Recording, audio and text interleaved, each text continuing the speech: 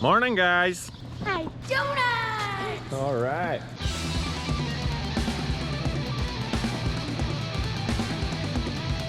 So it's breeding weekend, so me and a couple kids are starting early with Gus and Lucas, and my cousin Dave is gonna help us breed a bunch of sows. So we're gonna breed like probably around 120 or 130 sows this morning. They were all weaned on Monday, and pretty much all of them will come in heat today. Today's Saturday. So a bunch came in heat yesterday already, and they'll get bred the second time.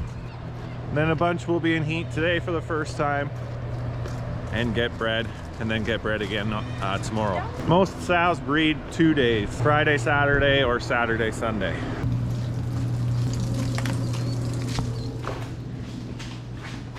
Well, I'm gonna shower in, I'll meet you in there. This is our barn and that's one room. And then we've got these for needling. And that's a wiener barn.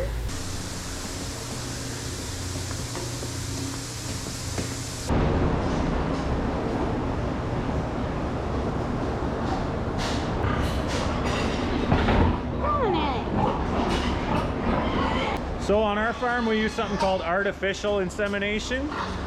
So these boars don't actually breed with our sows. We use semen that comes from a boar stud. So there's a barn about an hour away from here, and they have like hundreds of boars there, and they collect the semen and pool it together and then send it to us in these bottles here.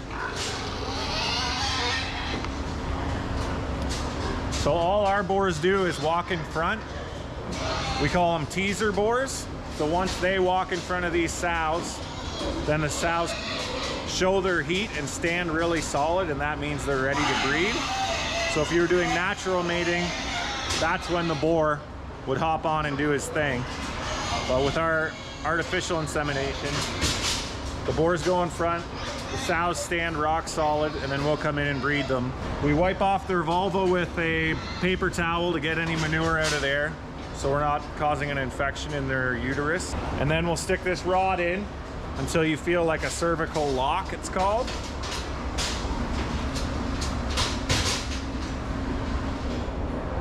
And once it's locked in place, if you try and spin the rod and it doesn't spin, it's like locked solid, or you pull it out a little bit but it feels like it's tight, then it's in the right spot. That means it's locked into her cervix.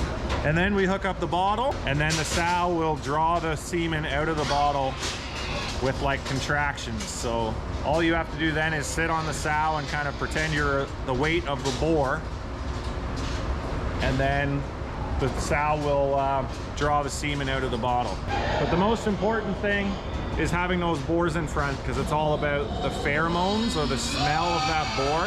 That's what's gonna make that sow draw in the semen and get pregnant. We do 2 rows at a time. We'll walk the boars down the middle, and we'll have like 3 or 4 people on each side. So we'll have one main breeder who will be checking for the ones that are showing a good heat. And when they are, they'll plug in the rods and hook up the bottle, and then they'll pass it on to one of the other people following behind, who will just sit on the sow while the sow draws in that semen. So we have a system where we can go pretty quick but still take our time, because you want to take your time when you're breeding sows. If you're rushing it and squeezing the bottle so the semen goes in, then they're not going to get pregnant. You just got to let the sow do its thing, draw in the semen, take its time. That's the story there.